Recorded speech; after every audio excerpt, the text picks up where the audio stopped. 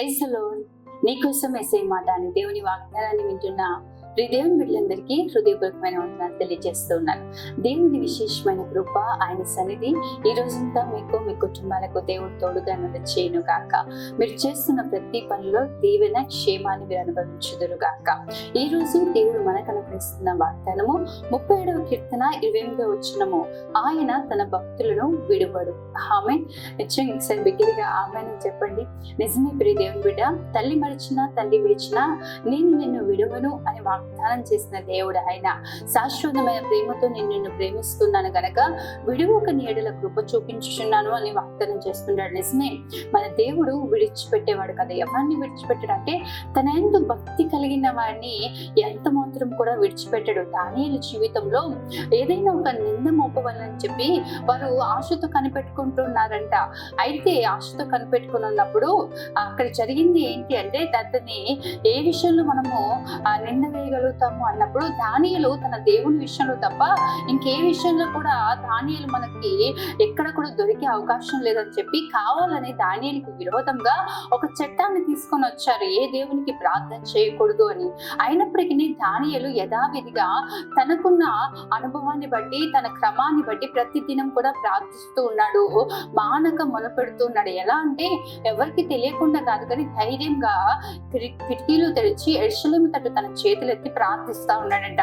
ప్రార్థిస్తా ఉంటే అతన్ని తీసుకొని వెళ్ళి దానియేలుని సింహాల గుహలో వేసినట్లు మనందరికీ కూడా తెలుసు. అయితే అక్కడ కొన్ని చక్కటి మాటలు రాయబడి ఉంటాయి దానియేలు జీవితంలో. ఏంటంటే, దానియేలు దేవుని యందు భక్తి కలవాడైనందున సింహాలు అతనికి ఏ హాని చేయలేదు అని. నిజమే, చుట్టూ ఈరోజు అనేకులు నిన్ను నిందలు మోపి, అవమానాలు మోపి, దేవుని యందు భక్తి కలిగి ఉన్నావు, దేవుని యందు యథార్థమైన జీవితాన్ని కలిగి ఉన్నావు, దేవుని చిత్తాన్ని నెరవేరుస్తున్నావు, దేవుని ఆలోచన నెరవేరుస్తున్నావని అనేకులు నీకు వ్యతిరేకంగా గుంపు కూడుతూ ఉండొచ్చు. అనేకులు నిన్ను ఇబ్బంది పరచాలి, నిందల పాలు చేయాలి, నిన్ను అవమానపరచాలి, నిన్ను కృంగదీయాలి అని చెప్పి అనేకమైన సమస్యల్లోకి నిన్ను నెట్టివేస్తా ఉండొచ్చు.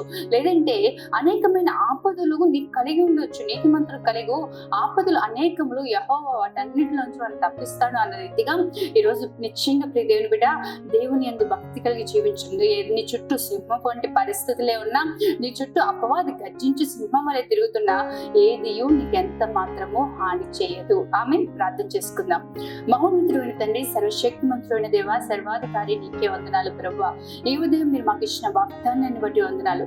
నిజమే ప్రభువా, నీ భక్తులను నువ్వు విడిచిపెట్టే దేవుడు కాదు. దానియేలుని సింహపు బోన్లో వేసినప్పుడు నువ్వు తోడుగా ఉన్నావు కాబట్టి సింహాలు అతనికి ఏ హాని చేయలేకపోయాయి ప్రభా.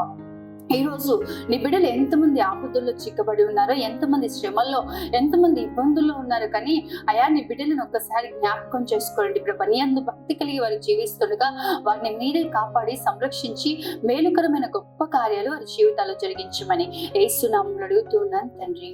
ఆమేన్. దేవుని నిశ్చయంగా మిమ్మల్ని, మీ కుటుంబాన్ని వర్ధిల్ల చేయును గాక. దేవుని కృప మీకు తోడుగా ఉంటుంది గాక. ఆమేన్. God bless you.